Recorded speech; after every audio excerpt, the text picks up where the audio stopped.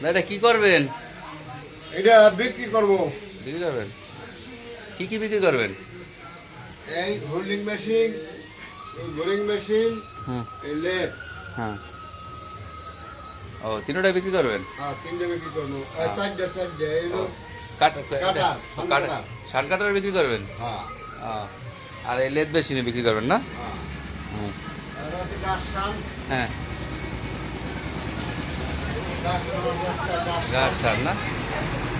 আচ্ছা, ঠিক আছে।